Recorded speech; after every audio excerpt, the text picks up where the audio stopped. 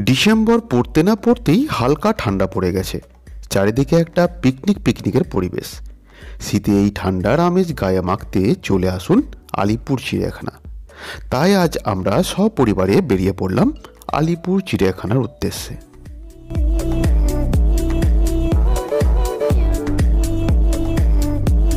চিড়িয়াখানায় চড়ুই ভাতি ছাড়া কলকাতায় শীতের আমেজ অসম্পূর্ণ। বছর শেষে বড়দিন ও নতুন সাল আসার আগে ছুটিতে আলিপুর চিড়িয়াখানা উপচে পড়ে দর্শনার্থীদের ভিড়। তবে শীতের আমেজ আসতে না আসতেই চিড়িয়াখানায় শুরু উৎসবের পরিবেশ। এবছর ঠান্ডা আগেই চলে এসেছে কলকাতা সহ গোটা রাজ্যে।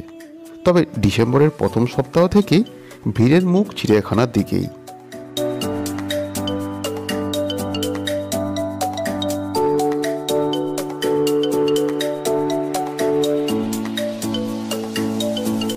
আলিপুর চিড়িয়াখানা ভারতের প্রাচীনতম বিধিবদ্ধ চিড়িয়াখানা এবং কলকাতার একটি প্রধান পর্যটন কেন্দ্র। 1876 সালে এই চিড়িয়াখানা প্রতিষ্ঠিত হয়েছিল।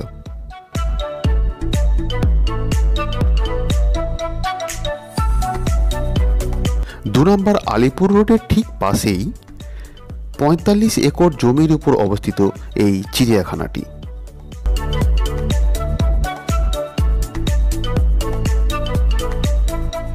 এই চিড়িয়াখানার প্রবেশ মূল্য কত, সপ্তাহে কোন কোন দিন চিড়িয়াখানাটি খোলা থাকে, কখন চিড়িয়াখানা খোলা হয় এবং কখন বন্ধ হয়, এই সমস্ত কিছু এই ভিডিওটির মাধ্যমে ডিসকাস করব। তো ভিডিওটিতে একটি লাইক করে দাও এবং ভিডিওটি স্কিপ না করে সম্পূর্ণ দেখতে থাকো। আর যদি চ্যানেলে নতুন হয়ে থাকো তাহলে অবশ্যই চ্যানেলটিকে সাবস্ক্রাইব করে সঙ্গে থেকো।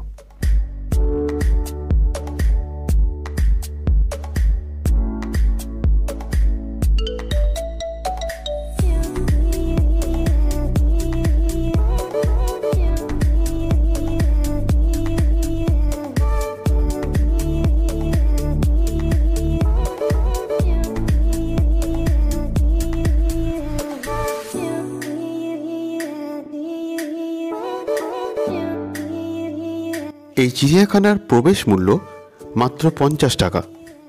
এই চিড়িয়াখানাটি সপ্তাহের বৃহস্পতিবার বন্ধ থাকে এবং সপ্তাহের প্রত্যেকটা দিন সকাল 9টার সময় খোলা হয় এবং তার আগে থেকেই টিকিট বুকিং শুরু হয়ে যায় এবং ঠিক বেলা 9টার সময় আমরা চিড়িয়াখানার মধ্যে প্রবেশ করতে পারবো।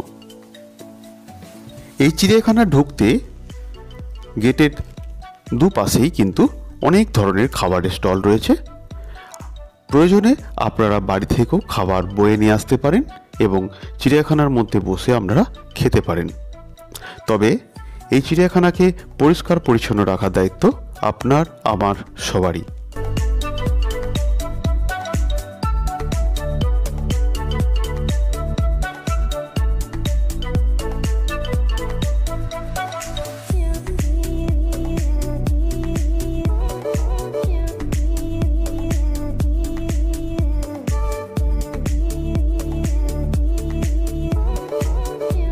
এখন আপনাদের জানাবো এই চিড়িয়াখানাতে আপনি কিভাবে আসবেন।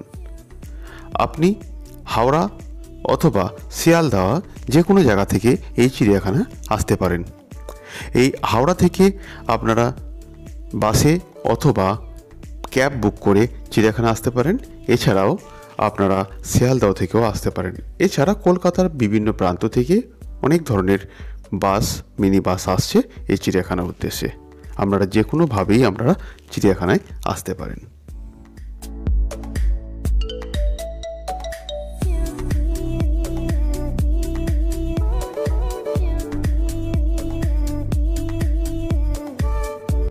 এই চিড়িয়াখানার টিকিট আপনি চাইলে অনলাইনেও কিন্তু বুক করতে পারেন।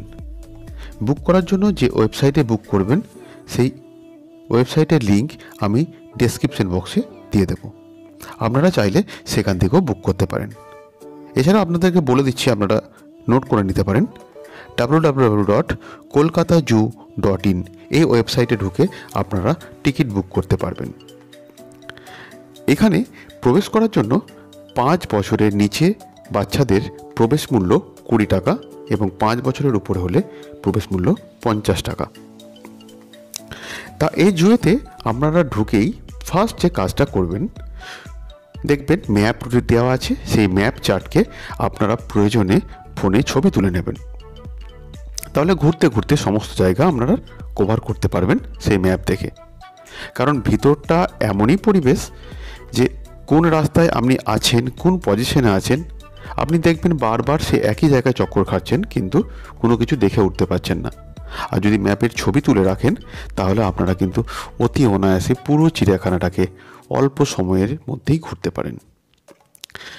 অ্যাপ্রক্স এই চিড়িয়াখানাটা ঘুরতে যদি আপনি ম্যাপটাকে ঠিকভাবে আয়ত্ত করে নিয়ে একটা নির্দিষ্ট দিক বরাবর যদি আপনারা চিড়িয়াখানাটা ঘুরেন, তাহলে মোটামুটি 2.5 থেকে 3 ঘন্টার মধ্যে খুব ভালোভাবে ঘুরতে পারবেন। আর এই চিড়িয়াখানাতে কিন্তু আপনারা প্রথমেই যে কাজটা করবেন, চিড়িয়াখানা ঢুকলেন, ম্যাপের ছবি তুলে নিলেন, ম্যাপটাকে ভালো করে দেখে নিলেন। একটা প্ল্যানিং করতে করতে আপনারা কিন্তু একটা জায়গায় বসে শতরঞ্জি পেতেই হোক বা পেপার বিছিয়ে আপনারা বাড়ির যে খাবার দাবার নিয়ে এসেছেন সেই খাওয়া দাওয়া কিন্তু খেয়ে নিতে পারেন। এছাড়া আপনারা বাড়ি থেকে খাবার না নিলে আমরা বাইরে থেকে স্টলের আপনারা খাবার কিনে নিয়ে আপনারা ভিতরে প্রবেশ করে দিতে পারেন এবং সেখানে খাওয়া দাওয়া করতে পারেন। এছাড়াও ভিতরে কিছু ছোটো ছোটো স্টল রয়েছে, সেখান থেকেও আপনারা খাবার কিনে খেতে পারেন। তবে খাবারের মূল্য কিন্তু একটুখানি বেশি।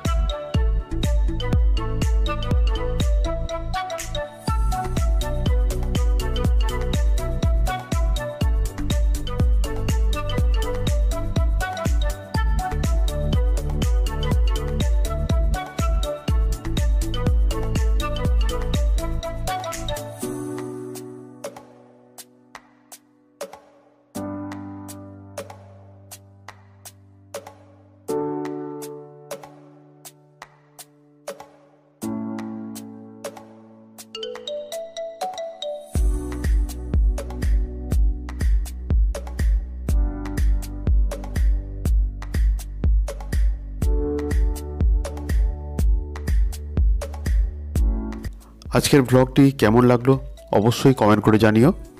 ভিডিওটিতে অবশ্যই একটা লাইক করে দিও, আর চ্যানেলে নতুন হয়ে থাকলে অবশ্যই চ্যানেলটা সাবস্ক্রাইব করে সঙ্গে থেকো। ভালো থেকো, টাটা।